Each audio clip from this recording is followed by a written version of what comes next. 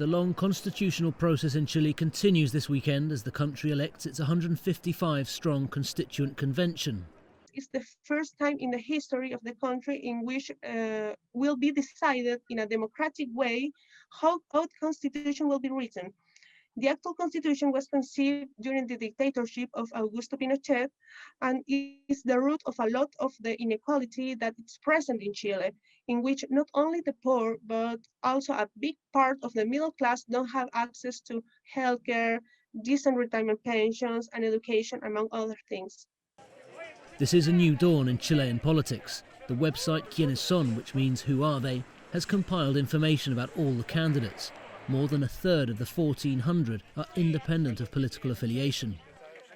The diversity in the Constitutional Convention includes indigenous representatives and gender parity among delegates. It's a historic milestone.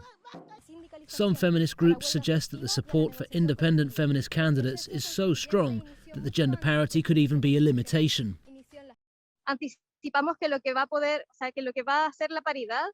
We expect that what will happen with gender parity is more than a sure parity. It could also be a limit or ceiling to feminists' presence in the convention.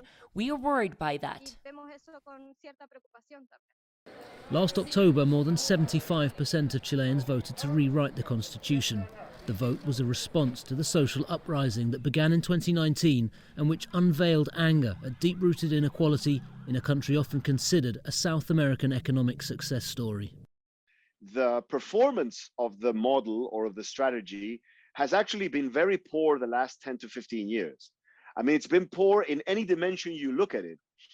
Growth in Chile for the last 4 years, so it's more than the pandemic, in per capita terms is 0.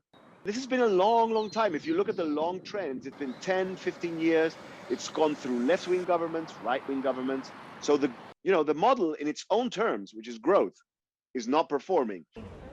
In the context of the pandemic, voting will take place on both days over the weekend to ensure greater social distancing as Chileans decide who will draw up their new charter.